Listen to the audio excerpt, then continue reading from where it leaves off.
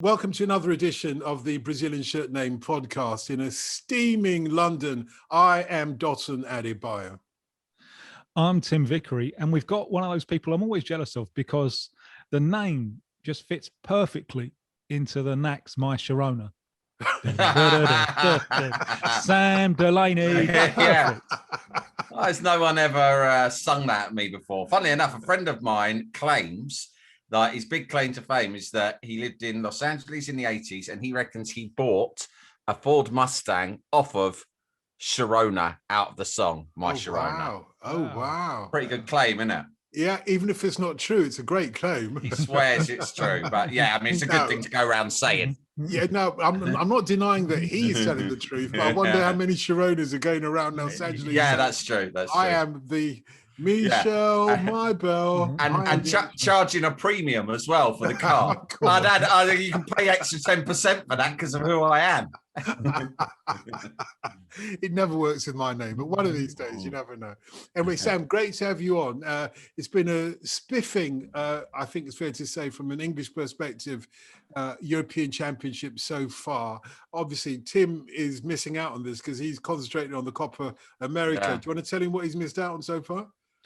Well, we've had some great games. England played surprisingly well, or to put it another way, we just weren't rubbish, which is what everyone expected.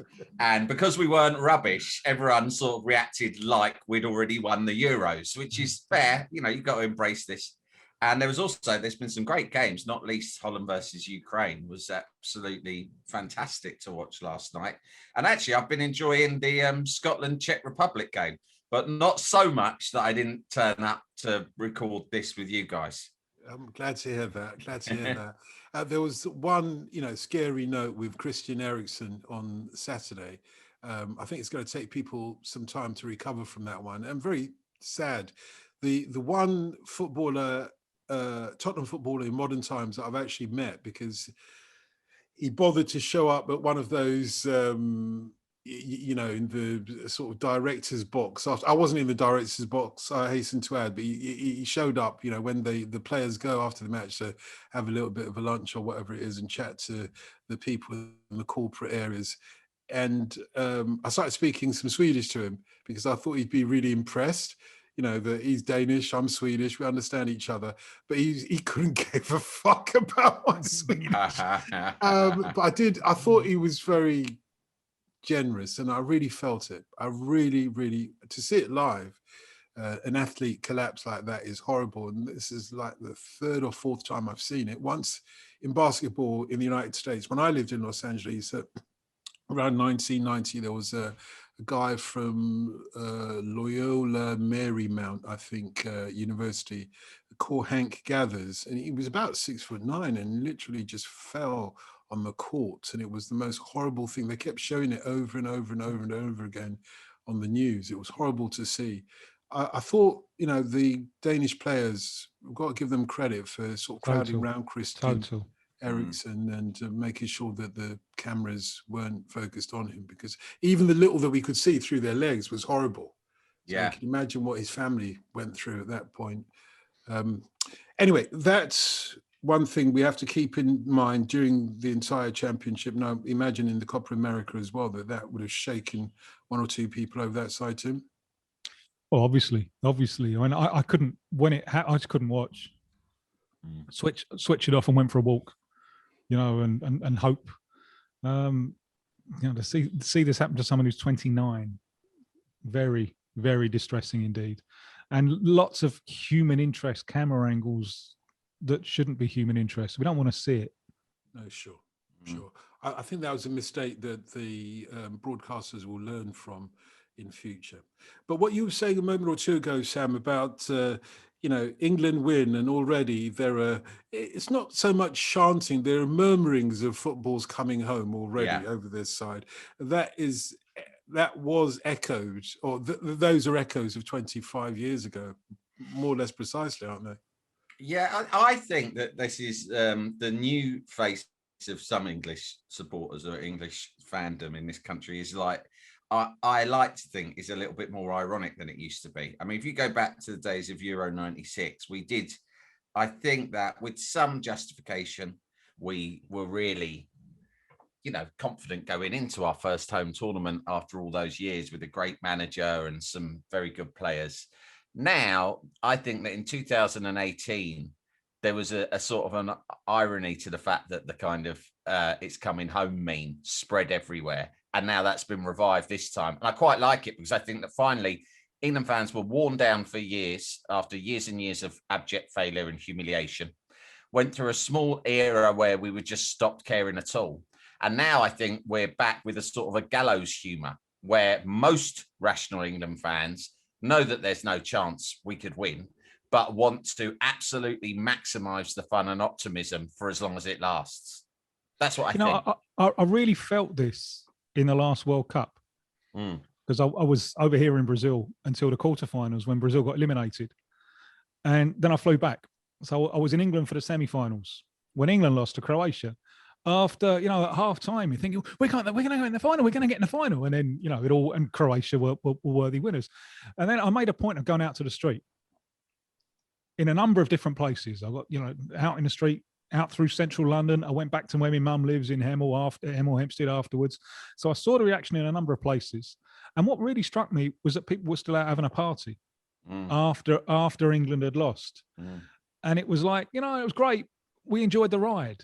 Yes. It was a moment when I felt really sorry for Brazil because the expectation in Brazil is either you win or it's a disaster, and they couldn't enjoy the ride. The only thing you can enjoy if you set the bar that high, the only thing you can enjoy is after you've won the final, because everything else is disappointment. But that was something in all the horrible toxic things that are happening in the land of my birth.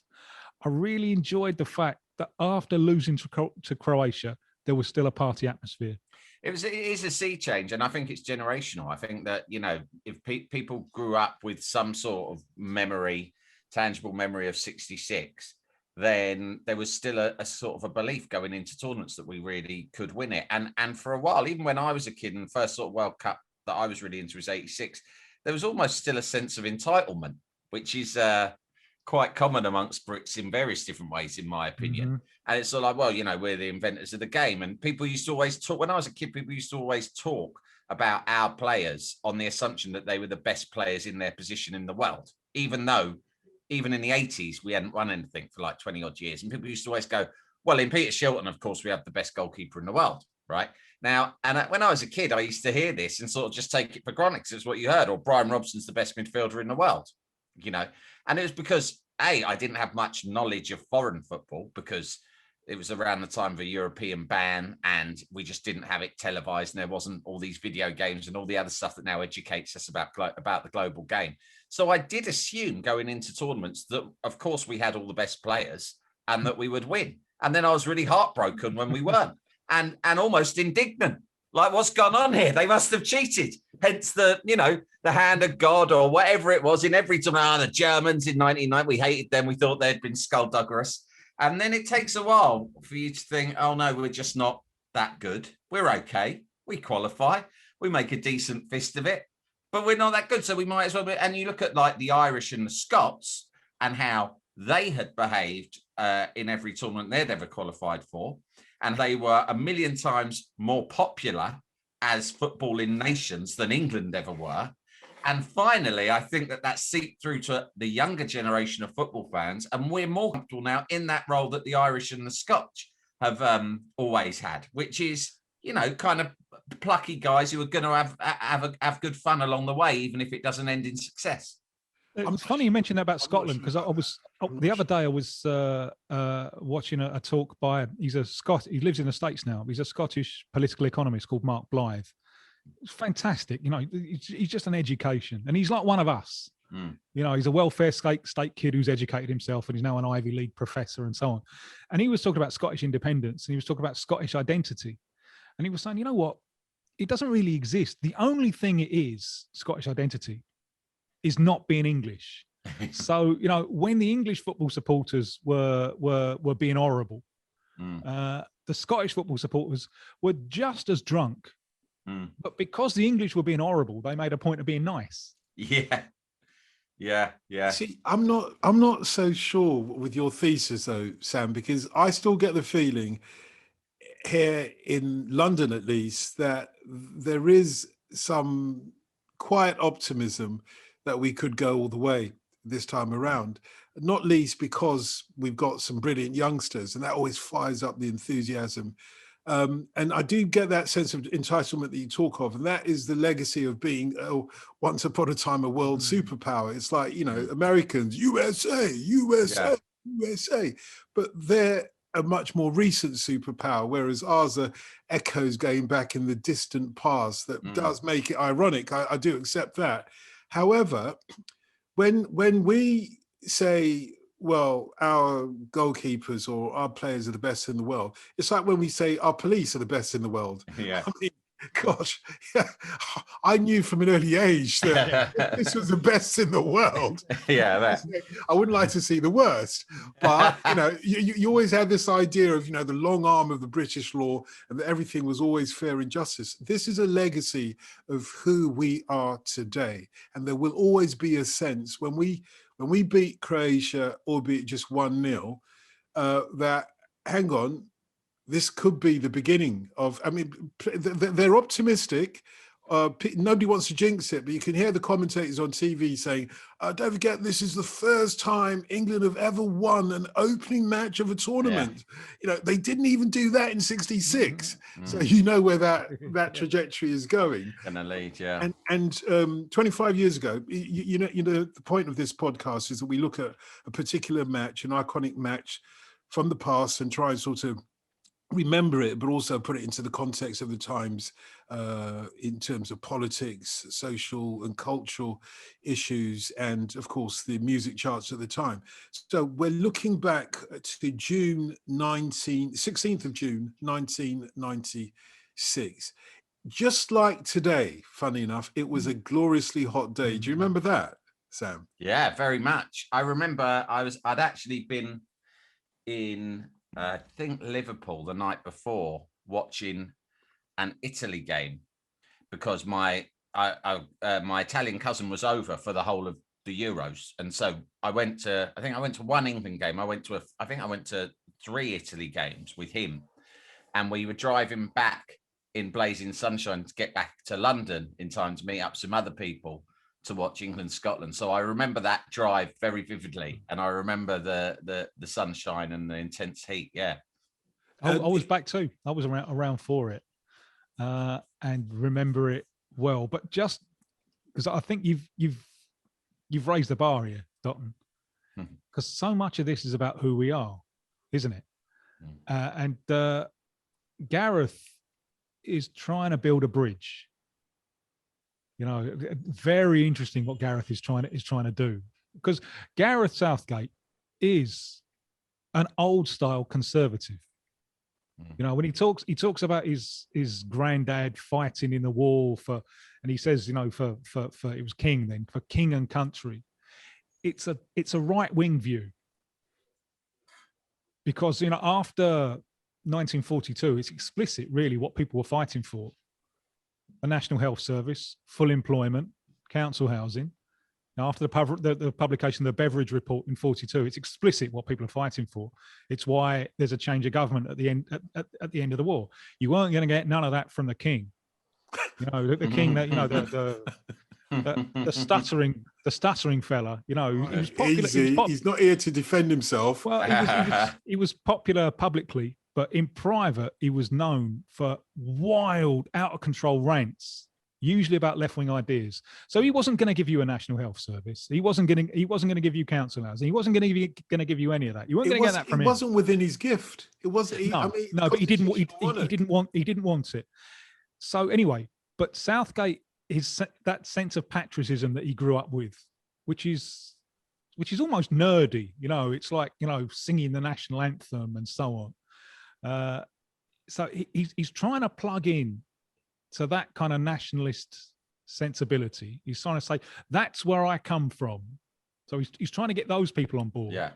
But his journey through football, and he's, you know, a thoroughly decent human being, his journey through football has made one obvious truth very, very clear to him, which is that a significant part of our working class is non-white.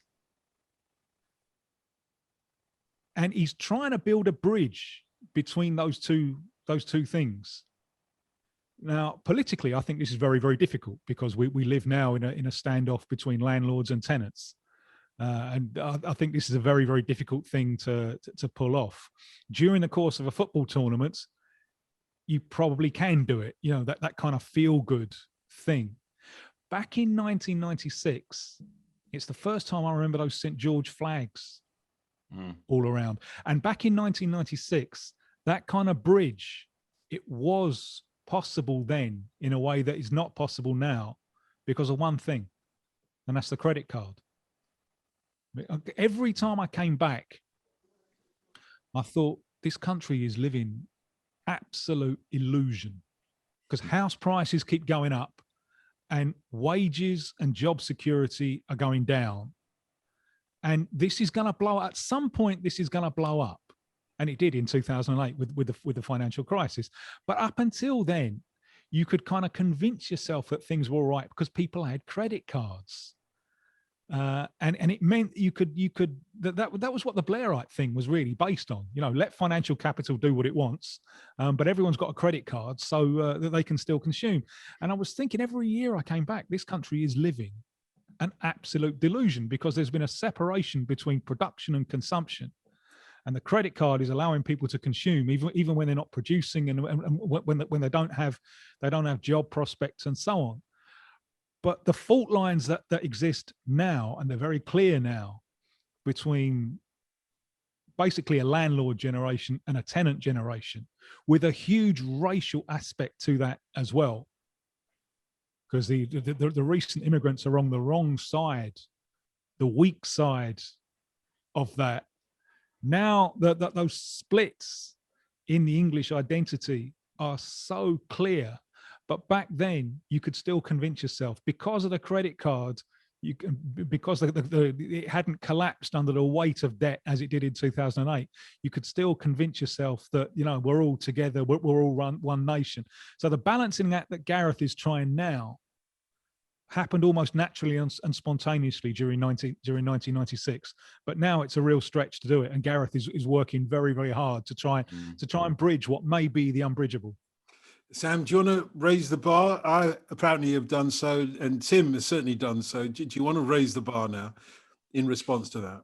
Well, no, I think there's a lot of truth in that. I think there was a sense of sort of nationalism that was a sort of a nationalism that was palatable to both left and right in the mid-90s, and Euro 96 was actually a really good encapsulation of that. And it kind of did span, I would say, from about 94 when Blair was elected leader of the Labour Party through until the sort of towards the end of the 90s. And culturally with Britpop and Spice Girls and all these things, there was a reclamation of the flag, which throughout the 80s had been sort of synonymous with racism and hooliganism and all the rest of it. And suddenly there was a positive depiction of nationalism, which I think you're right. That's what Southgate in his letter last week tried to lay out in a way that no politician has done. So I get what you're saying about credit and how it felt as if that there was a little bit more equality, or at least a chance for everyone to live a sort of comfortable lifestyle then. But I think there was also, the rhetoric goes a certain amount of way, and there was politicians, whether that was John Major having his pint of ale whilst watching the cricket and being sort of a relatively benign sort of council house kid who's worked his way to the top, and in comparison to his predecessor seemed, reasonable and pleasant, or Tony Blair, is much more sort of dynamic and exciting and charismatic to most people at the time. There were visions being outlined by the sort of leading politicians at the time that people could relate to. And that's what no one is doing at the moment. If you put the economics, which obviously are a huge part of it, to one side, there is no one even with that kind of rhetoric, with any of the symbolism of nationalism that everyone can get around, because everything's so polarized. No one can get around the same vision of nationalism. And actually, Gareth Southgate's letter last week was the closest I've seen in years to someone actually saying, well, maybe this is something we can all sort of get behind, because rhetoric, it doesn't go all the way. I think, I agree with you. I think economics is the big driver of this sort of thing. But I think, you do need someone with vision and with the ability to articulate that vision in an inspirational way to go alongside all the practical things that you require.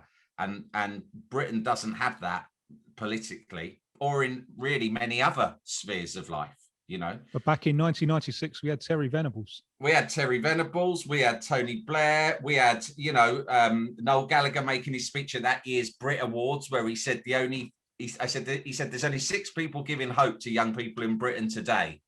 He said, it's me, our kid, blah, blah, blah, whoever the other members of the band were, Alan McGee and Tony Blair, right?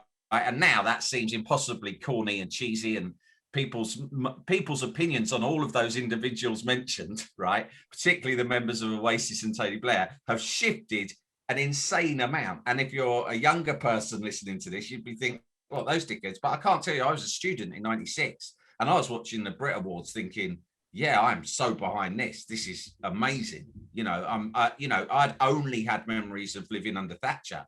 And, you know, I thought this is absolutely tremendously exciting. We're such a young, thrusting, dynamic, progressive, liberal country. Rock and roll. Sam, it was all hubris. Well, I know that now, but musically as well. But we'll get there. We'll get. I know that at the time. And one thing I'd say about the economics is that it is true that people are living off credit. Having said that, the country was still earning a large amount of money because of, like, but certainly when Labour came in a couple of years later with all that money from full employment, which did get invested in a welfare state, which did mean that even those who were left behind at least had a sense that there was a safety net to keep their lives dignified, right? And that is a big difference between now and then, is that there was investment.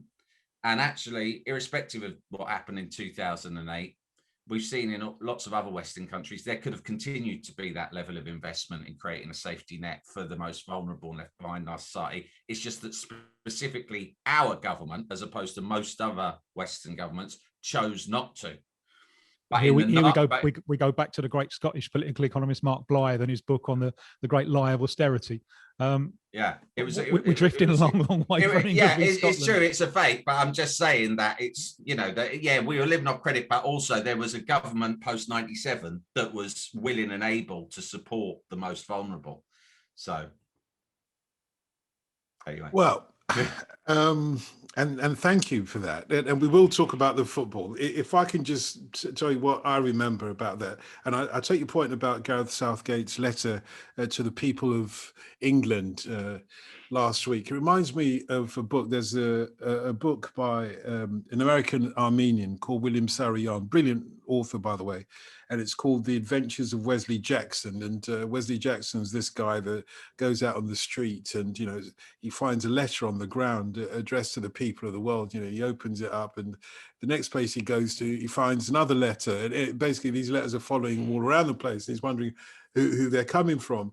And it was that kind of a letter only because you knew that he was going to, I think, not necessarily regret the letter, but it was going to be a letter that would echo in a rather hollow way, particularly when the players started taking the knee. I thought it was magnificent that he wrote the letter, don't get me wrong. I thought it was magnificent, but I thought that, you know, there I am, a cynical journalist thinking, I probably would have just let it go and let the football do the talking. It was a brilliant way of bringing the nation together, or building the bridge, as Tim puts it. But what I remember very vividly about 96, you've both mentioned the cross of St. George. I genuinely was horrified by that symbol. There were two flags of the far right. There was the Union flag and there was the cross of St. George. The Union flag used to be carried by the National Front, who was seen as slightly less violent than the British National Party, the BNP at the time, who flew the flag of St. George. So it used to leave me with horror. And when initially England fans appropriated it in 96 or thereabout, I was a little bit skeptical. It was exactly the same. And I mentioned this I think just the other night on the radio, that when I first heard the Clash's White Riot. You know, it's a young black kid who loved punk. I wasn't sure where they were going with this. It was like a moment. Hang on a second. What are you saying? Black man's got a lot of problems, but he knows how to throw a brick. That kind of thing. You kind of weren't, and at the very big beginning of punk, genuinely, we didn't know if the punks were fascist or not. Because it could have gone the other way. I mean, without right. Joe, it really could have gone the other way. No, without Joe, and to be fair, without Johnny Rotten as well, because they went out and spoke out and reggae and so on. Yeah, exactly. Because when the early gigs, certainly the ones at the 100 Club, you used to see at the back of the gig, you used to see, you know, some louts going Sieg Heil, Sieg Heil, Sieg Heil. And, you know, it was kind of like they were serious, whereas we were just like larking around when people wore swastikas and so on. Anyway, what I was going to say, initially it slightly horrified me, but then I was filled with elation, because this was exactly what Lenny Bruce had said in his comedy. Had said, look, reclaim all those words, reclaim them, because then they lose their sting, is what he was saying. And the other comedian that made use of this was Dick Gregory, who called his first book the N-word, basically. And he said, you know, in the introduction, he says, Ma, look, you know, when you see the title of this book, don't get worried, because, you know, every time you hear those racists shouting out the N-word, they're just promoting my book.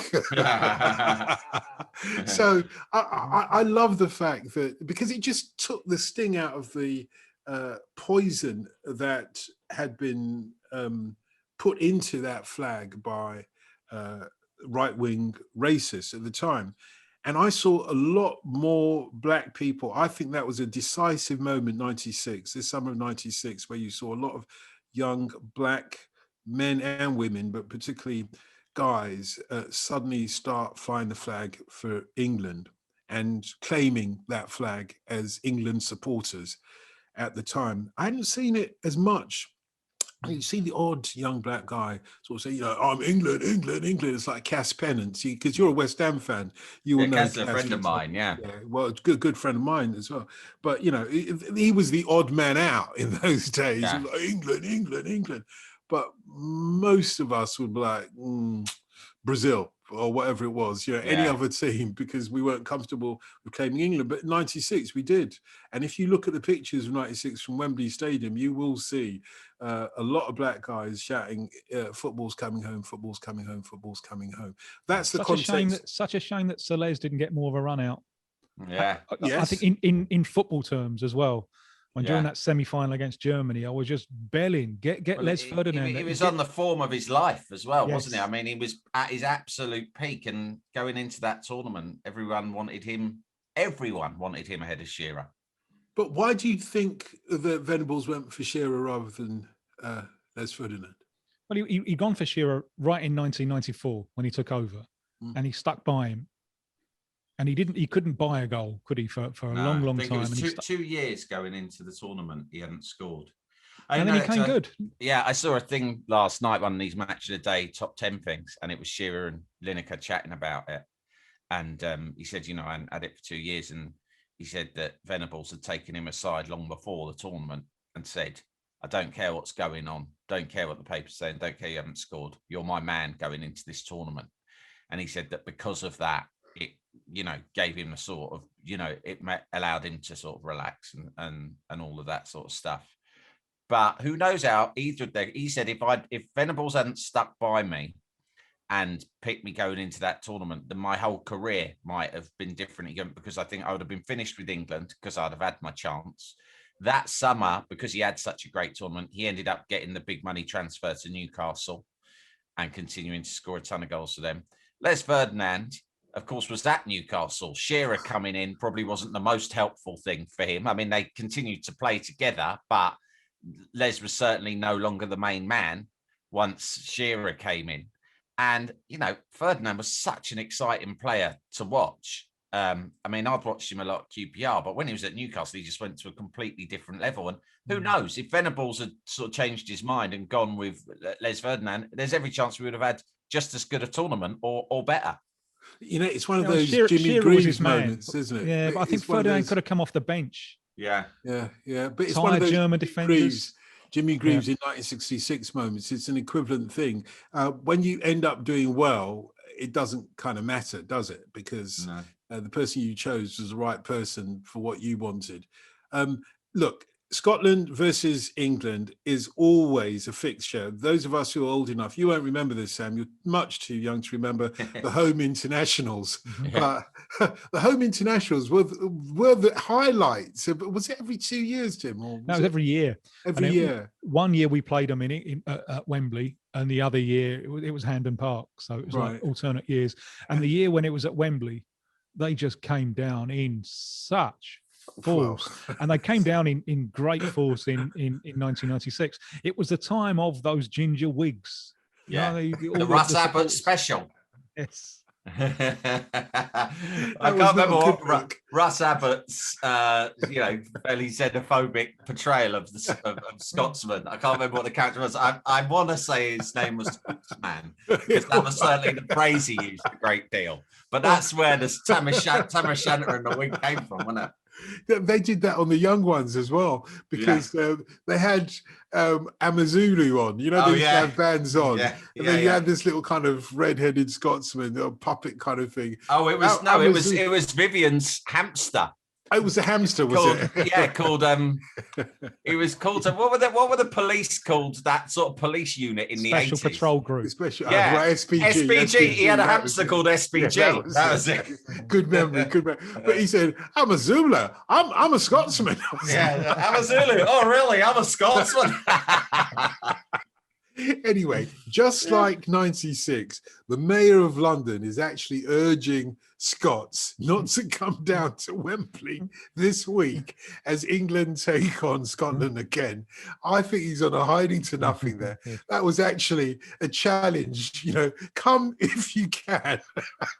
They'll be here in droves this week, of course. Yeah. And they won't necessarily want to remember 96, like they don't necessarily want to remember 1966. They will want to remember that one time when they beat England at Wembley and they nicked all the grass. But in 96, so England and Scotland, with all to play for, both of them, they need to get out of this group. And Scotland almost get out, even though they lose to England 2-0. They almost get out of the group if it wasn't for the Netherlands. Let's leave it at that.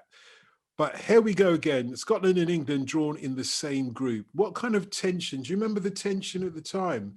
It was both sets of players seemed to relish the prospect, is what I remember, Tim. Do you remember very clearly? Yeah, well, I think broadly speaking, this game has always meant much, much more to them than it does to us. Why? Because Scottish nationalism is defined against being English. And I remember getting in when they came down on mass early 90s for a game, and they lost again. And I remember being in it was a pub in Waterloo or something like that, drinking with them. And it's one of the first times I'd ever seen people get patriotic about pop music, because every time they had a jukebox and they kept on putting wet records, and they're all getting on the tables, and I'm thinking, I'm thinking, are you proud of this? What is the matter with you? But I'm talking about them. They were saying, why doesn't it mean anything to you? And I said, they're not very diplomatically, well, maybe it's because we win every year. And oh yeah. But right from the start of football, it's been a mechanism where Scotland can compete against England. It's one of the things that gave a huge push to Scottish football right at the start, and they were producing fabulous players. When Tottenham won the FA Cup in 1901, club's only been around 19 years. It was a group of kids forming it by a street light near where you grew up. But in that 19 years, it's become like a limited company. It's got a stadium. And it's full of Scots. The team's got loads of Scots in it. Scotland was producing players, and the great impetus for producing footballers is, look, this activity, we can take on the English. So it's hugely important, I think, for Scottish nationalism, this game. Millwall was like that as well, wasn't it? That was full of Scots for some reason. It was formed by Scots. Okay. The club was formed. It's one of the reasons they wear blue shirts. It was formed by Scottish workers who were working in the area. So it kind of means more to them than it does to us. But in the context of the group, this meant stacks to everyone because England had only drawn the first game against Switzerland. And it was an all right performance, a little bit unlucky to concede a late penalty. But if you draw the first game, pressure's on the second game. So it was a real pressure game, and you could feel the tension. And this wasn't one of those home international games. No, this is something more. This means more for players on both sides. Although the first half was a waste of time, wasn't it, Sam? I don't really. I mean, I remember being very tense about it because there was so much excitement, and there was a sense that a lot was riding on it because you thought this is England's big chance this year. And I'd been at that Switzerland game at Wembley, and I thought England were pretty poor. You know, the highlight was Shearer kind of breaking his drought, but other than that, it was a sort of, you know, pretty mediocre Swiss side, and we kind of huffed and puffed, and there was a lot of doomsayers writing us off. And Scotland was supposed to be, on the face of it, actually the easiest game in the group. So we've got to win this one because everyone was assuming that we would lose to the Dutch. You know, it's sort of just an assumption. People have probably looked at the fixtures and thought, well, if we beat Switzerland or draw against Switzerland, beat Scotland, then we'll be all right when the Dutch inevitably spank us. Because, you know, there'd been a very recent record of us playing them in all sorts of different tournaments and always getting quite badly bashed by them. And so I remember being super nervous, and it came alive really when I look back on this game. Obviously, there's two big moments. There's the penalty and the goal, and that's really what I remember. Other than that, a predictably kind of quite a game that none of the neutrals would enjoy watching, just like those England-Ireland games in Euro 88 and Italia 90. Always when the two British teams play each other, the world switches off. Because especially in those days, might be different in this tournament, possibly, you know, but certainly England play a lot more of a sort of a progressive game now. But back then, even under Venables and even with the sort of skillful players we had in our team, it still basically became, you know, pretty domestic kick and rush short of a game. I mean, I think you're a bit harsh on Venables there, because I think England in this tournament, they were trying something really revolutionary. And the key moment for me in the game is the halftime substitution. Is that when Redknapp came on? Redknapp came on for Stuart Pearce. Yeah. Because what he was trying, it was a lot of it was taken from the Dutch school. He was trying to play with a sweeper and two defenders and wing backs. But the wing backs were genuine wingers. It was McManaman and Anderton. Yeah. So you had McManaman and Anderton providing width, plus two strikers, split strikers with Sheringham operating behind Shearer, plus Gascoigne. It's a really attacking team on paper. But the first half, England didn't have the fluency because it was a difficult system for the players had to do a lot of work to adapt to this system because he had Gareth Southgate and Paul Ince. Southgate is the defender who becomes a midfielder during the course of the game. And during the course of the game, Ince is the midfielder who at times becomes a defender.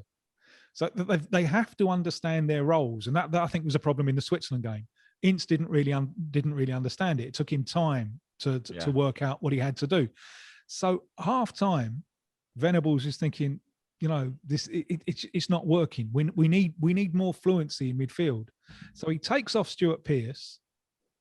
He withdraws Gareth Southgate to that left defender. And it is a defender. It's a thing kind of between a fullback and a centre back. You know, it's almost like having a back three, and then your width is provided by the wing back. And then with Jamie Redknapp alongside Gascoigne, you've got two people who can pass the ball from the centre of midfield, and then it starts flowing.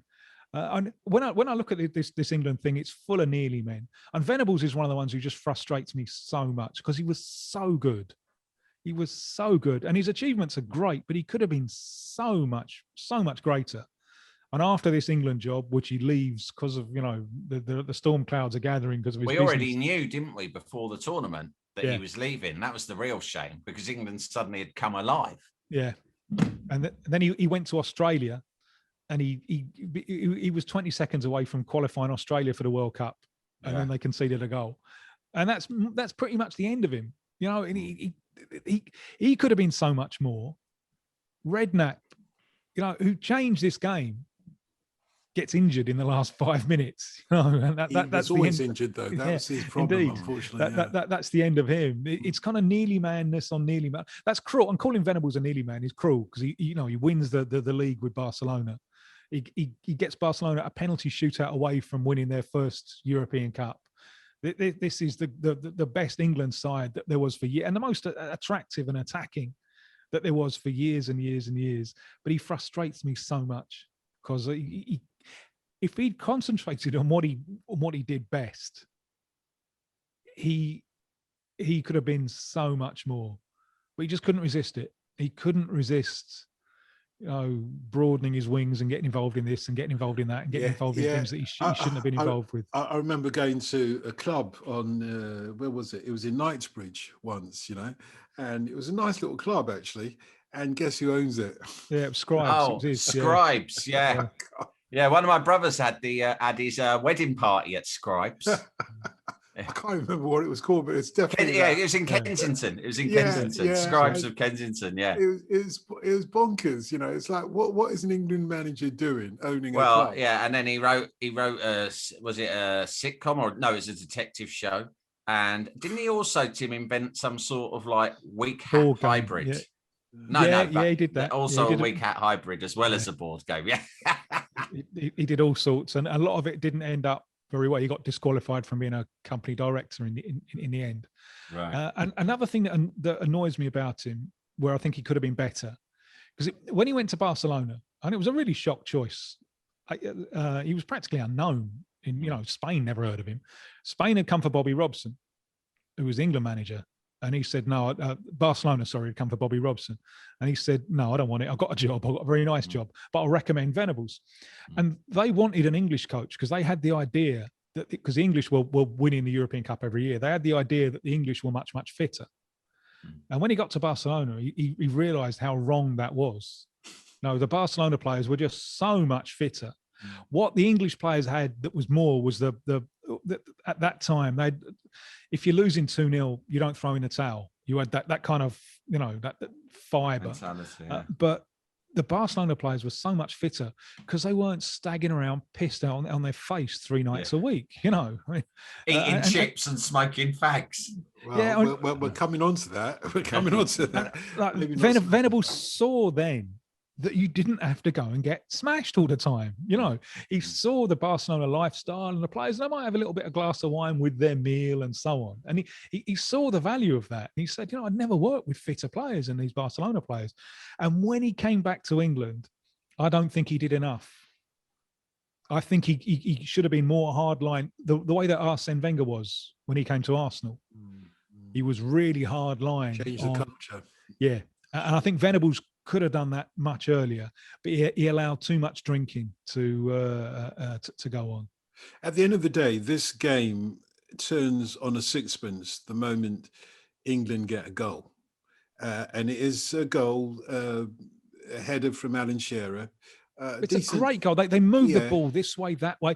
The problem with a lot of the highlights thing is you only see the end of but it's a move. And that's the thing of having Redknapp in the team. He's key to it. He's key to it. Suddenly the ball is going this way, that way, this way, that way, and you move it around until the gap appears, and then the cross comes in from Neville, the overlap from Neville.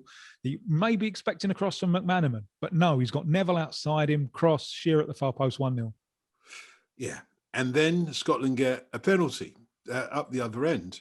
I'm not sure if it was a genuine penalty, though. Was it? Do you think so? Because stay on your feet. Stay on your feet, Tony Adams. In those days, yeah, much more so. I think today he would have gotten away with it, wouldn't it? With VAR, he got the ball. What do you reckon? I guess, yeah. I can't remember who he brought down. He brought down. Yeah, Jukebox. Yeah, one of the great nicknames. I'm not saying he didn't bring him down, but it did seem a bit soft to me because he went for the ball. He should have stayed on his feet, like you say, Tim. We're old school, aren't we? We don't think anything's a penalty. Half the penalties are given these days. But I think today it probably would be. I didn't have any big problems with it at the time. Yeah, but anyway, they get a penalty and it got saved, which is shocking. McAllister took the penalty, and I think he might have regretted taking it when he took it, because he should have stopped, because the ball starts moving. And again, that would have been a retaken penalty, because Seaman is off his line and diving long before McAllister's kicked the ball. I don't know why McAllister didn't just stop and bang it in the other end, because it was one of the games in that tournament where I heard the commentator say, "And Seaman's come spurting out of his mouth." Has it come to this? But then a few minutes later, I think the goal that possibly makes this match iconic, well, definitely makes the match iconic, but also arguably turns England's fortunes out and still reverberates till today. In fact, it does reverberate till today, because they've been asking Phil Foden of Manchester City, because he's got a Gazza haircut going on at this tournament, whether he's going to replicate Gazza. So it still resonates. Do you remember the goal? Were you there, Sam? Oh yeah, I remember it very well. I mean, it's proper, like, I remember exactly where I was. I was at my uncle's house with a load of friends and relatives, and I was out of my seat going insane, because I was still on come down from the emotional roller coaster of those few moments with the Scotland penalty, where I thought, right, we've blown this.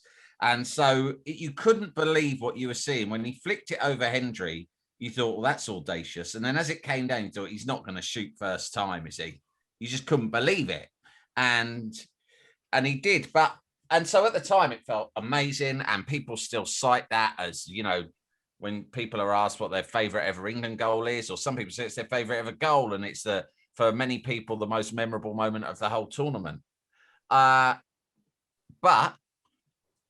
do you think that if you look at Colin, so this is an awful thing to say, really, to look at the negative of like a classic goal, but I just look at it and I think, Colin Hendry, what, like, he just looks so useless, right? It looks like I'm defending. I just don't know if against like a decent defender, Gazza could have done that. Gazza was playing for Glasgow Rangers at the time, right? I've got controversial views on Gazza in this tournament. I rewatched most of Euro 96 last summer when they reran it all. And I thought Gazza, he ruined so many of England games, because Gazza gets the ball and is always playing for himself. He's always looking to pull off some sort of Hollywood ball. He's always looking to do the spectacular. As a result, he gives away possession when you rewatch these games to an absolutely outrageous extent. And then what Gazza always does is he gives away possession, and then, having not learned his lesson from Italia 90, he then charges after the ball and tries to win it back with insane tackles, which usually give away free kicks or get him booked, right? So I'm looking at this last year, right? At the time, obviously, like everyone, I love Gazza, right? I'm looking back at this last year with fresh eyes, thinking we would have won this tournament if we didn't have Gazza in the team. Hoddle was right 2 years later, right? Venables didn't have the balls, because Gazza scored one great goal, but that was against Colin Hendry, who looks proper non-league, right? When he flicks that over his head, that is non-league. I mean, can you imagine if he'd tried that on Maldini? Unbelievable. I mean, he's flat-footed. He just stands there watching.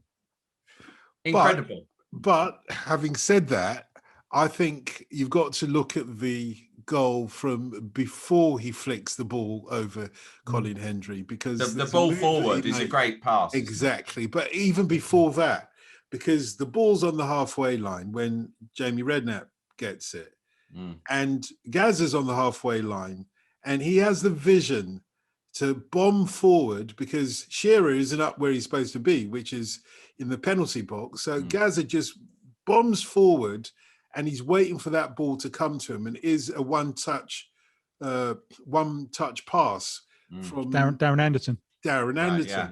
See, that's why I'm claiming the goal as one of our own. Yeah. Because Anderson, it's vital that Anderson plays it early into the space that Gazza has seen. Of course, but he's got to be confident. He's got to be confident, because he doesn't lay the ball on thick. He actually lays it on quite soft for Gazza. So Gazza is able to do quite a lot of things with it. He doesn't have to trap the ball, for example, first of all. He literally lays it on for him to do an easy flick if he wants to, or whatever he's going to do. But Gazza's got to be in the right place to do that. And he's already, at the corner of his eye, seen that he's got to get past Hendry. And what he does, I think, is sublime from that moment on. From the moment that he starts running from the halfway line towards where he's going to make this impossible kind of move around Hendry. I don't think it's as non-league as no. I think you're being harsh. Colin Hendry is like a lamppost, right? He doesn't see it coming. You've still got to get it over him and get it down. He doesn't see it coming. When it comes, he still's like, I don't know what to do. He's panic stricken. He got wrong-footed though, didn't he? When it dawns on him and he thinks I better turn around, is no chance. It takes him half an hour to turn around. Yeah, he does have the turning circle of the Imoko Cadiz, but he's a centre back. You know, that's what he is. He's in the middle of the back three to head the ball away and kick it away. Don't you play against the person that is in front of you? So if it had been Maldini, Gazza wouldn't have made that move. He'd made a different Maybe not. move. Maldini would have body checked him and got away with it. Exactly. What's disappointing about Hendry is not just the technique; it's more like he lacked the cynicism. He lacked the cynicism great defenders require in a situation like that. I've heard him talk about that goal though. Do you know what happened at half time when they came off? Did you hear about this? No. Basically, Hendry's daughter, who was a Rangers fan when Gazza was at Rangers, loved Gazza. So she had said, when asked, she had said she hopes the game would be a draw and that both her dad and Gazza would get hat tricks in it. So when they're coming off the pitch in the tunnel, Hendry says, I hear this all like clattering behind me. And I look around and it's Gazza. He's taking his shirt off and he chucks it at me and says, that's for your daughter. And I thought, what a great gesture. So he's not in the mood to clatter Gazza in any case. It is part of the drama of this story that it's nice of Hendry to taken it that way, because you could have interpreted that as a vicious mind game. Some sort of psychological attack, like almost patronizing. Here's a gift for you, mate. I was going to quote Macbeth again, you see, but I quoted him last week, so I don't think I should do it twice in a row. But there are mind games going on in that as well. So I actually take your point of view that, knowing Gazza, you might have thought, well, I've got to get around him somehow. Give him this shirt, first of all, and he'll be nice to me. He won't clatter me later. I'll soften him up for what I've got planned in the second half. But I've watched this goal over and over and over and over and over and over again in slow motion, speeded up. And I think the goal is the work of genius. I genuinely do. You can only beat what's in front of you. So I don't care who the defender was, but the way that he does it, and you watch him, it's a classic textbook, advice in getting a goal. Keep your eye on the ball. So he doesn't even look to see if he's beaten Hendry. He's just watching the ball the whole time as it comes down and then gets it on the half volley. Doesn't panic. It's one of those ones that a commentator would say, if there's any young kids watching this, exactly, keep an eye on Gazza's technique. Exactly. And keep an eye on where he's got his eye. Yeah. Absolutely. Keep an eye on Gazza's goal celebration. And then what happens afterwards, we start to believe as a nation that we are going to win this thing, because we've got the Holland game, the next one, the Holland game is one of the great performances ever by an England team. Absolutely. It's a massacre, Holland. It's the best I've ever seen England Loads play. of people try and play this down. They say, well, the Dutch were at war with themselves. When are the Dutch not at war with themselves? Yeah, and look at that. Look at the Dutch lineup. I mean, this was the team that had more or less, most of them had just won the Champions League with Ajax the year before, right? This was a vintage Dutch side in terms of the actual players in the side, whether or not. It nearly eliminated them, but it didn't. Came close to eliminating them. How many goals did they concede in this tournament before losing to England and after losing to England? I think the answer is none. Wow. So people have tried to play down that England performance against Holland. I've never seen England play better. I've never seen, in my life, I've never watched England play. I've never been so astonished by a performance by any team I've been supporting. I mean, it was just astonishing. It was so, no one expected it. There were still people going into the Holland game, even though it had been a good victory against Scotland, saying, well, it was only Scotland. No one thought that we were going to beat them at all, let alone demolish them. And we really did demolish them. And the style with which we put those goals away was incredible. I'm still, when I think about that Holland game, I feel like sometimes I'm still buzzing from it now. So do you want to take back everything you said about Gazza's goal? No, I Because stand. No, because that was what I would say is that for me, the goal against, I think, was it the third goal, where Sheringham lays the ball off with that disguised pass into the path of Shearer. That for me is England's most memorable goal. That for me is the most memorable moment or most memorable goal of England's Euro 96.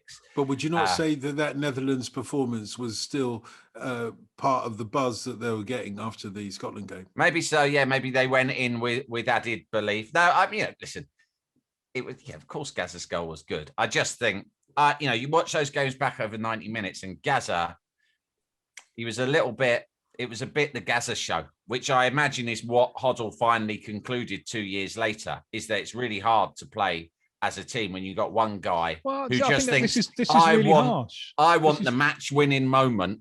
Every time I get the ball, I'm looking for the big moment for myself. This is really harsh because it was Gazza who qualified England. We went to Italy in late 97 needing the points. I went to that game. That was a fantastic and game. He ran the game. He controlled the game. And this is one of the problems with Venables going and Hoddle coming in. Or firstly, Hoddle wouldn't use this same system. He went with fullbacks as wingbacks. Yeah. So it was less bold, but also, and Hoddle knows the game inside out. But as a man manager, no one has a good word to say for him as a man manager, and he should have been on Gascoigne. He should have, because the pitfalls were obviously there, weren't there? He was out of control. But from a man management point of view, I think Hoddle did a disastrous job. And imagine that the game when we lost Argentina, in that World Cup, we brought Merson off the bench. Would you rather have Merson off the bench or Gascoigne? Yeah, but would Gazza have sat on the bench? That's the other thing. Gazza is so much about Gazza. Would he have been able, with his nervous energy, to have accepted a substitute role? He'd probably never had a substitute role at that point in his career. He had for Graham Taylor, the idiot. Who put him on the bench. Story, why did you have to say that, Tim? Because he's not here to defend himself. Come on. Well, that's what you get if you can stay in anonymity if you like, but if you become England manager, then you're going to get things thrown at you, especially if you make money on a documentary about yourself that is supposed to show you as a genius and you stitch up your mates. Then what do you expect?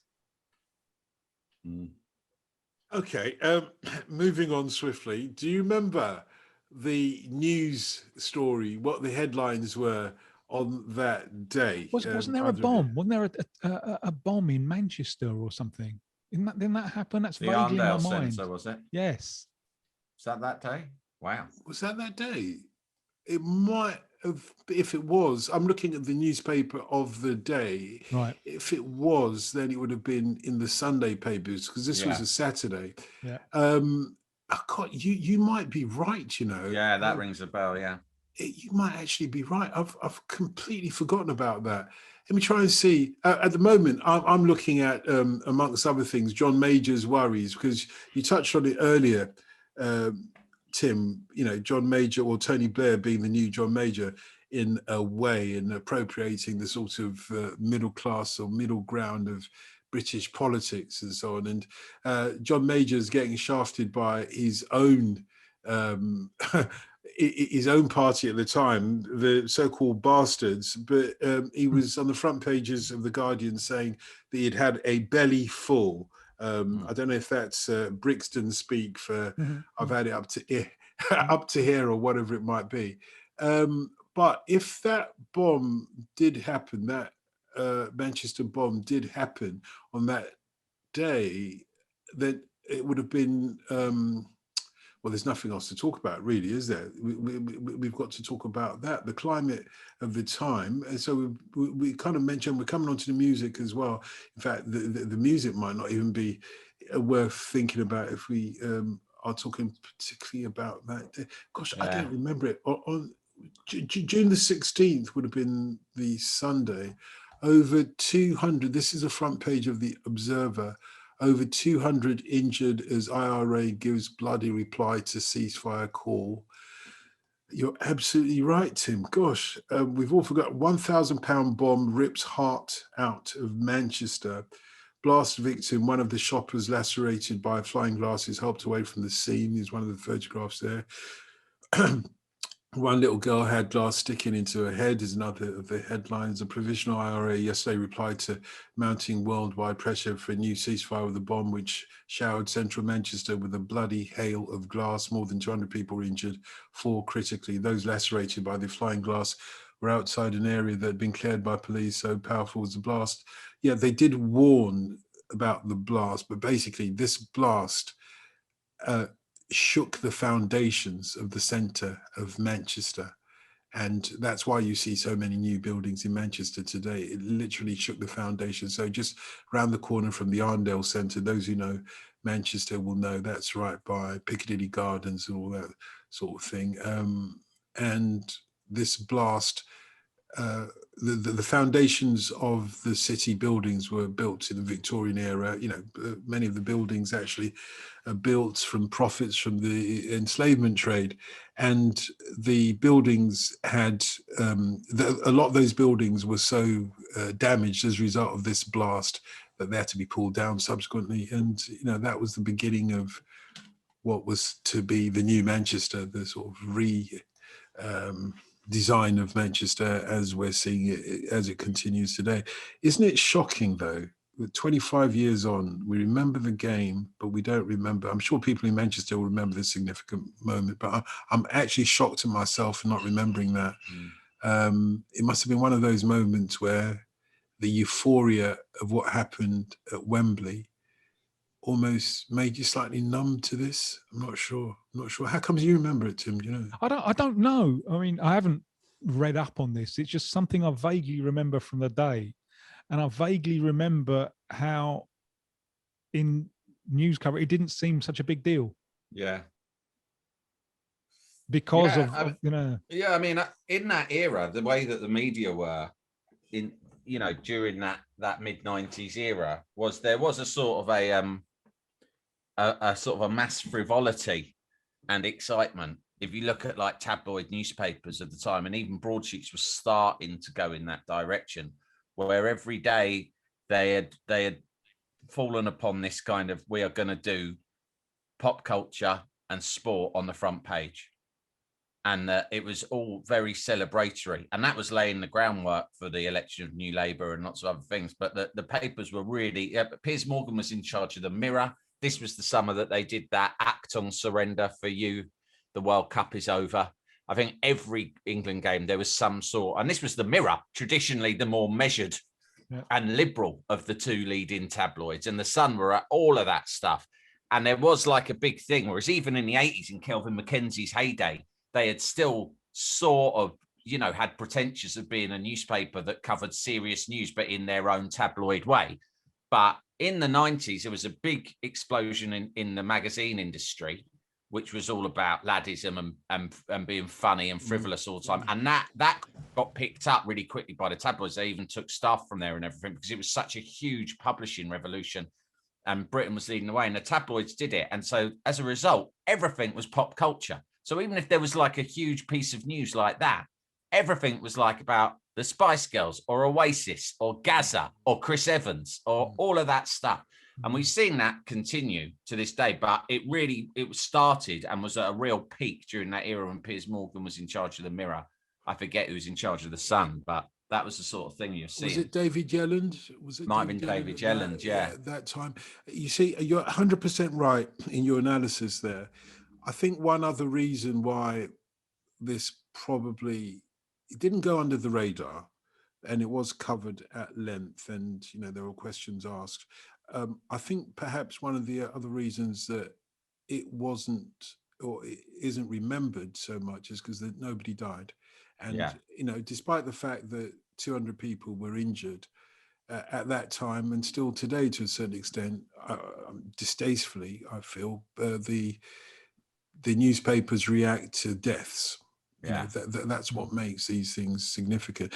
It's interesting, inside the Observer, they start talking about how this bomb has come about, because it's come about in the atmosphere of the Northern Ireland peace going towards its, or at least Northern peace being more the dominant question now in Northern Ireland at this point, and there hadn't been a terrorist atrocity for a moment, but it says the key questions prompted by the IRA bomb in Manchester are: was it sanctioned by the IRA leadership, or was it the action of a dissident group operating contrary to orders? The IRA yesterday admitted that the killing of a policeman in Adair, County Limerick 10 days ago was not authorised and contrary to orders. So the IRA had started going towards peace at this point, and it will take another year before that peace is finally concluded to some extent. But here we're having a bomb in Manchester that goes against the grain of the way that the politics in Northern Ireland is going at the time. Whoops, apologies for my microphone. Yeah, the way that the peace in Northern Ireland is going at the time. It's shocking. And I'll tell you another thing that's shocking. It's 25 years on, and I haven't heard one peep about this anniversary from anywhere in the media. I mean, we're the ones doing this. I haven't heard a peep about it on radio, on television, or in the newspapers. And yet, this anniversary is upon us now. Isn't that shocking? It is, yeah. I mean, well, we've been marking the 25th anniversary of this match in all the newspapers, in in reference on the radio, on television, when football was coming home, but this atrocity, this huge bomb that rips out the heart of Manchester. I'm sure people in Manchester I'm sure the Manchester papers will be covering this. I'll be shocked if they weren't, but 25 years on and there's hardly a word about it. Maybe it's been superseded by a still more threatening form of terrorism. Maybe that's why. Yes, I think so. But I think the anniversary of Enniskillen, for example, was marked. And I'm not comparing these things at all, but I'm saying despite the fact that the terrorism now that we look at is this sort of like global terrorism thing, those IRA terror attacks, certainly the ones that cost lives, are remembered and marked and commemorated to a certain extent, Well, it's knocked me back a bit that this one had slipped by me. Should we have a look at the charts, though? The charts are interesting at this point. And Tim, I know you're raring to go to stick the boot into everything that was in the charts at the time. No, but I remember it coming back. I was around from about May to August, something like that. And I remember it just at the time when Oasis it was just everywhere. In this particular chart, so they've got a couple, I think, kind of lower down, going down. But the Oasis thing to me is interesting, because the thing that I've always loved about the English tradition from the 60s is the mixture of humility and arrogance. The humility in terms of the debt that they owe to black music. And I saw the Stones play a big gig on Copacabana Beach 10, 15 years or so ago. And they do Nighttime is the Right Time. And they put a great photo, a massive photo of Ray Charles on the thing, saying, this is where we got it from, and they never, ever stopped paying tribute to the roots. And the Beatles are the same. The Beatles are, for years, they would say, which little R&B band? So you get that humility, and then you get the arrogance of, well, hang on a minute, we don't have to be limited to copy this, especially because you can get more royalties if you start writing your own songs. But we can also use this as a starting point, and then take it in other places and express different things. Why is that arrogant? Why is that arrogant? Because what they're saying is, we can be fucking better. And the Beatles, they got a little bit pissed off with Motown. It's just saying, you're just doing the same record over and over again. We're going to be better than that. So that's the swagger. We can do something even better. But when you get to Oasis, and Oasis love to compare themselves with the Beatles, but all of the R&B black thing is all cut out. It just doesn't exist. When Steve White, lucky enough to call him a friend, he was involved with him for a while, and he gave Noel a kind of box set of like Stax things just to try and educate him. And he said, I don't think Noel had ever heard of them. It's all Mott the fucking Hoople and stuff. It was an entirely white view. And that cuts away all of the humility. So with Oasis, there was just the arrogance and there was just the swagger. But what did they really have anything to say? I mean, again, the Beatles, and that's where they are comparing themselves. That's that with all their hubris. That's where they're comparing themselves. And the first part of the Beatles' career is party, let go, just see how good it feels. Enjoy it. And then the second part, they get much more reflective, and they delve into their own childhoods and things like that. And they also start addressing a collective spiritual crisis that they're seeing. And the important word I want to use there is collective.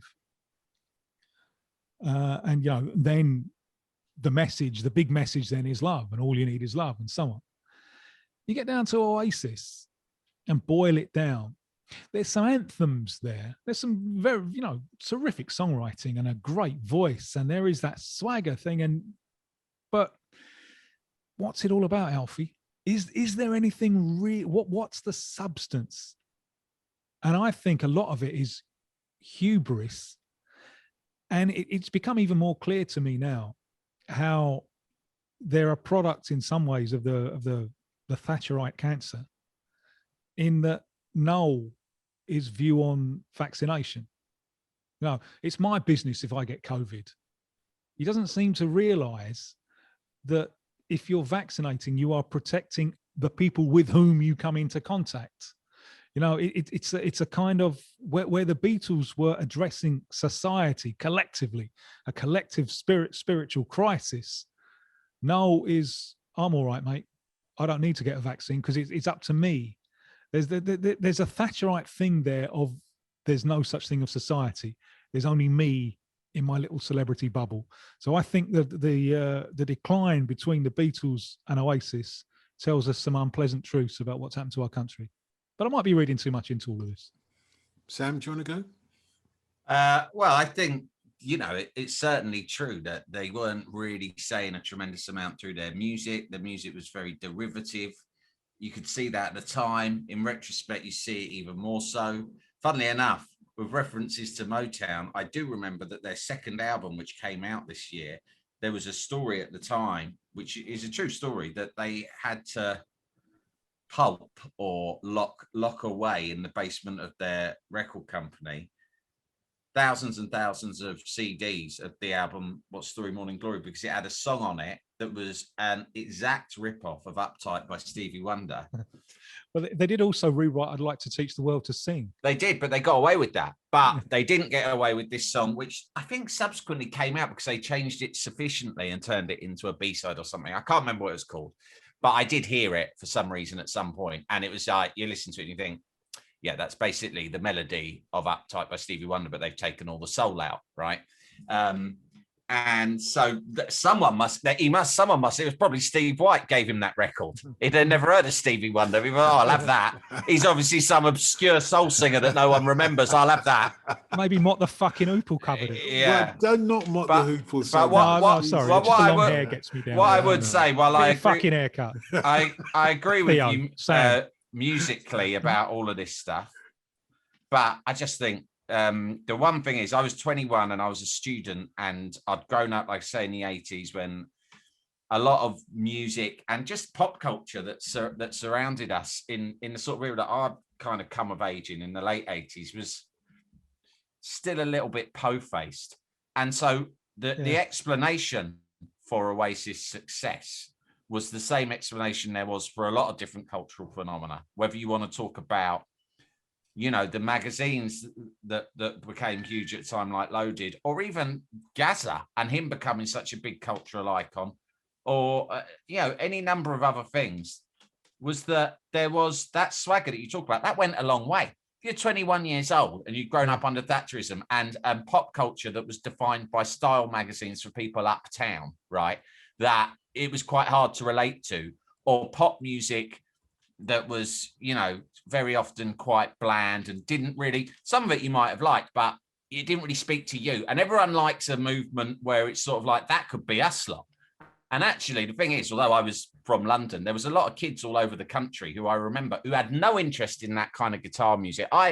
Till Oasis came along, I've been listening to like the Young Disciples, you know, and in that era. And then Oasis came along. I thought, my first instinct was, I'm not interested in this band. They're an awful indie band. But the thing was that they kind of whipped young people up into this idea of like, I mean, in retrospect, there was nothing to it because what it really was wanton hedonism, right? It was like hedonism, not giving a fuck, swaggering about. But you got to understand when you've been, you know, there's a sort of culture of watching your P's and Q's or only kind of being cool if you could afford to go to the WAG club, right? And you knew people up in the West End or whatever it was. Suddenly, if you're from Burnham in Manchester or you're from the suburbs of West London like I was, and you grew up in a little council house and you didn't have any connects and you couldn't afford fancy clothes, the idea that it was just like these lads who were just like you and your mates, who just went and got pissed up on a Saturday night and gave it large and liked the football. Remember that as well. They were into football, which went a long way because bands were not into football before that. They might have been, but they lied about it because it was an uncool thing to be into.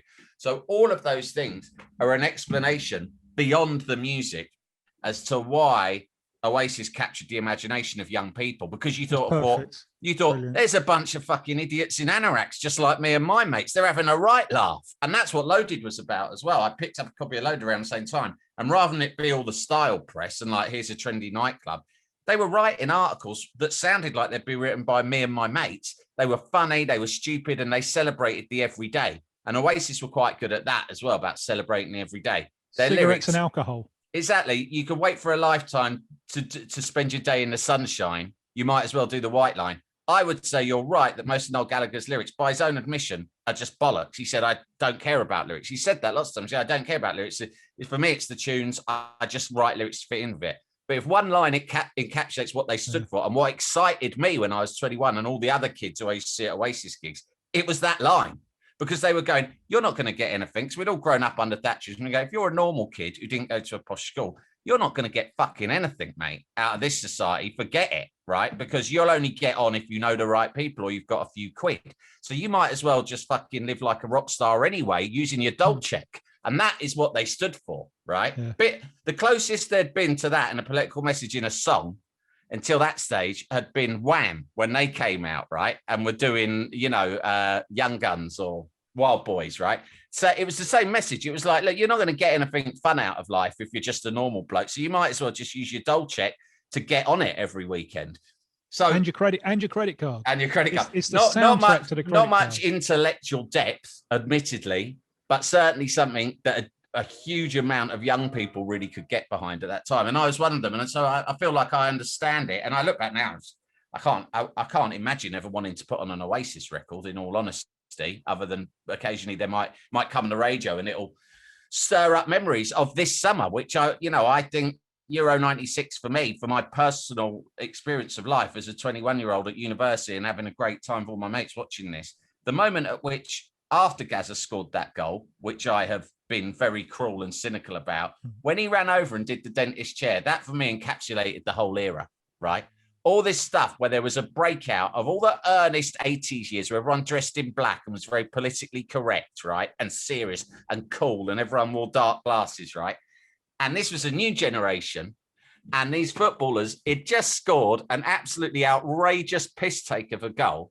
And then he'd run over and they'd actually reenacted the very thing that they've been scandalized in the press for over the past week as a massive up yours to every establishment figure who judged them or poo-pooed them or sneered at them for being lads, right? And we all were lads, and we're going, go on, Gazza! And that, for me, encapsulates that whole era as a young bloke. That's my favourite thing. That, for me, was my youth at a peak, was the dentist chair reenaction after Gazza's goal.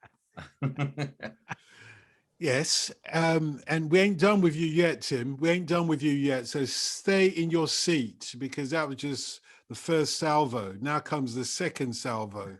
Yeah, You asked, what's it all about, Alfie? Yeah, with regards to Oasis. That's what you said. No, I think Sam was brilliant. That was No. that Yeah, was but that's only the first salvo. I'm coming at you with both guns blazing now.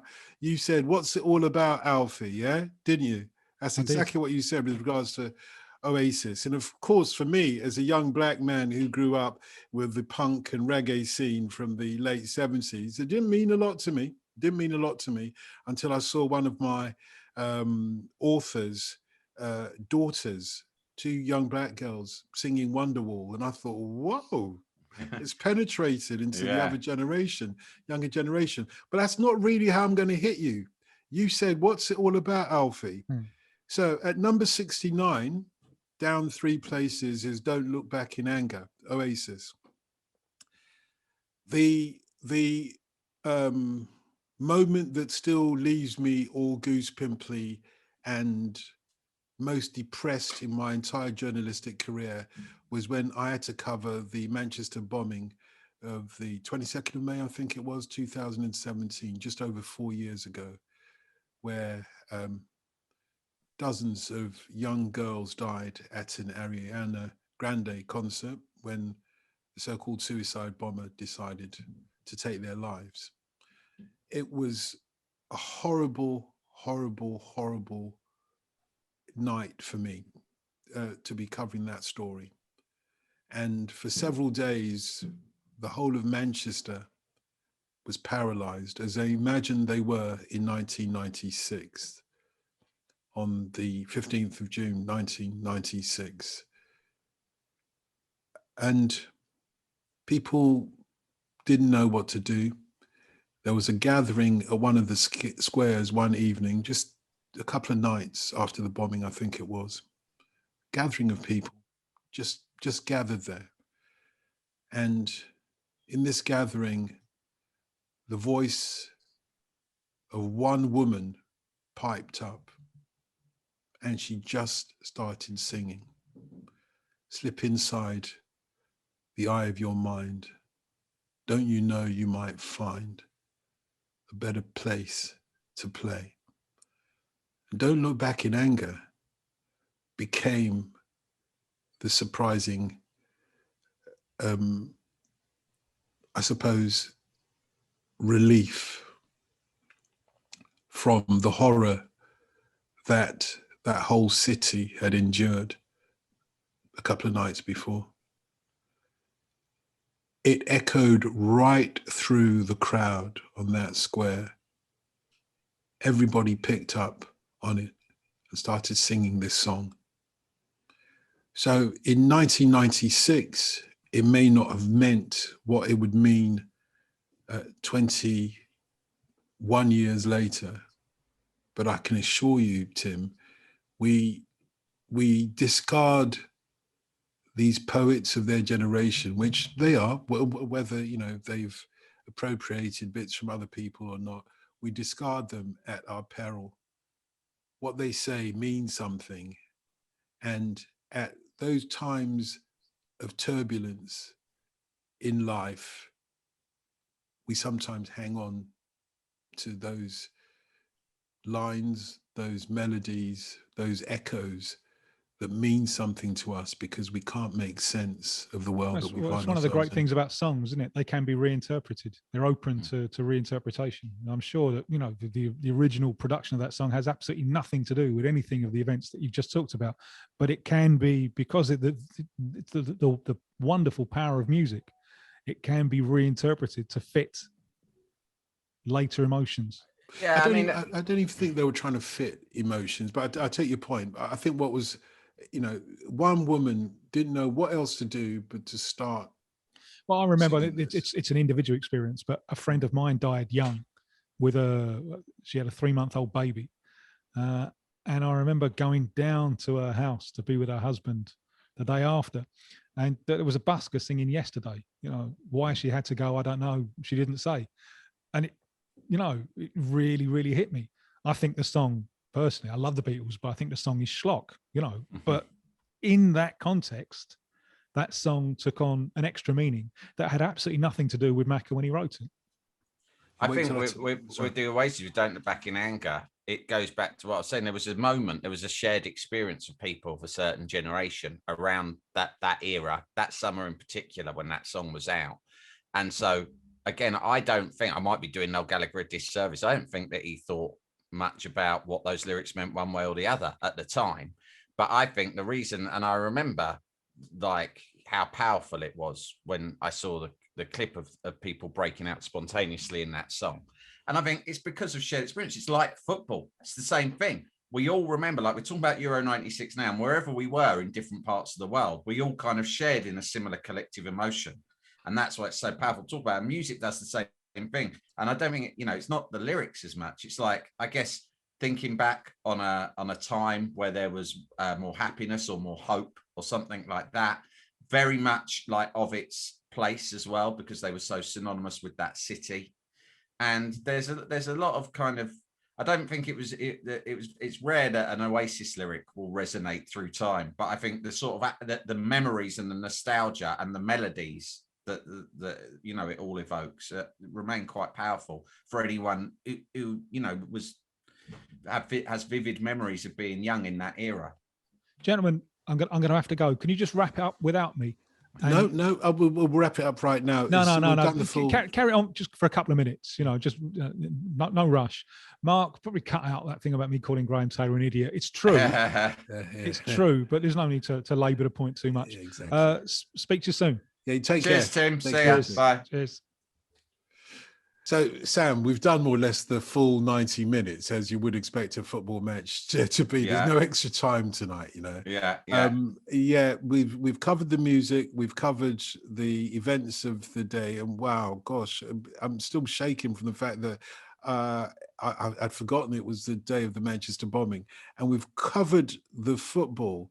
Which of those three things still resonates with you the most? Was it the football on that day, England versus Scotland? Oh yeah, I mean, on that day, listen, you put me on the spot because it's hard for me to say, it's more relevant to my memories, but for whatever reason, and we were trying to establish why it was that it didn't spring back into our mind, the Arndale Centre bombing, but I remember that summer and that moment.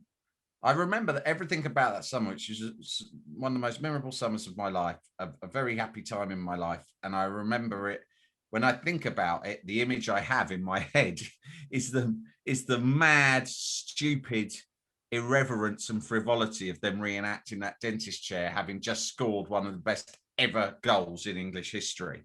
And I just thought that there's a way that I can't quite verbalize that sort of summed up everything, all of the kind of mania and euphoria that surrounded a certain type of British culture at the time.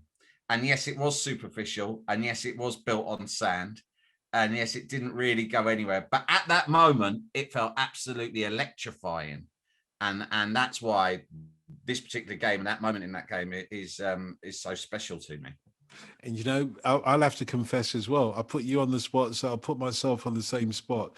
The reason why the match is very, still locked into my memory, whereas the atrocity wasn't connected to that day, is because I remember now that there was, this was in days of when record companies had a lot of power, and there was a gig that, there was a guy, David, I can't remember his last name now. He was a PR guy or press officer at one of the record companies, one of the big record companies, and he wanted to get music journalists to go and review some band that he'd brought over from Canada or something like that, the kind of band that you would not go and review rather than watching England versus Scotland. So what he did was he booked a hotel suite right next to the BBC, where most of the journalists that he wanted to have on, or radio presenters, were, and he booked a suite in this hotel where we could watch the entire England-Scotland game on a big view TV,